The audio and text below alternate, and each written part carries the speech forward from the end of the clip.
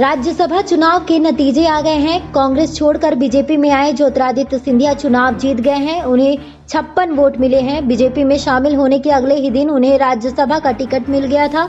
उसके बाद उन्होंने भोपाल आकर नामांकन दाखिल किया था। भोपाल से दिल्ली लौटते वक्त उनका विरोध भी हुआ था। चुनाव नतीजे आने के बाद ज्योतिरादित्य सिंधिया के लिए खुशी का पल है, लेकिन इस मौके पर वो भोपाल में मौजूद नहीं थे।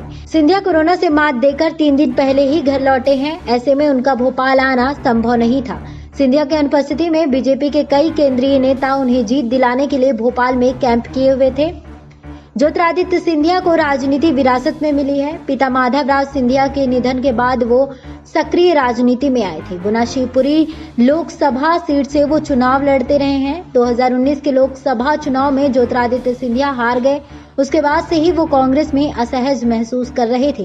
पार्टी फोरम में कई बार अपनी बात रखने की कोशिश की, लेकिन सुनी नहीं गई। एमपी में कांग्रेस में गुटबाजी की वजह से सिंधिया हाशिए पर चले गए थे। 2018 का विधानसभा चुनाव के नतीजे जब कांग्रेस के पक्ष में आए थे तो उन्हें लगा कि प्रदेश की कमान पार्टी उन्हीं को सौंपेगी, लेकिन कमलनाथ को जिम्मेदारी दे दी गई। सीएम के लिए कमलनाथ के नाम की घोषणा के बाद से ही ज्योतिरादित्य सिंधिया कांग्रेस में आहत महसूस कर रहे थे। बता दें आपको कि ज्योतिरादित्य सिंधिया राज्यसभा चुनाव जीत गए हैं। उनके समर्थकों ने पूर्व में भी ये इच्छा जाहिर की है कि महाराज मोदी सरकार में मंत्री बने। सोशल मीडिया पर अभी भी उनके कुछ समर्थक ये कैंपेन चला रहे हैं कि ज्योतिरादित्य सिंधिया केंद्र में मंत्री बने। वहीं इस पर फैसला बीजेपी के केंद्रीय नेतृत्व को लेना है। SPN 9 न्यूज रूम से श्रुति की रिपोर्ट।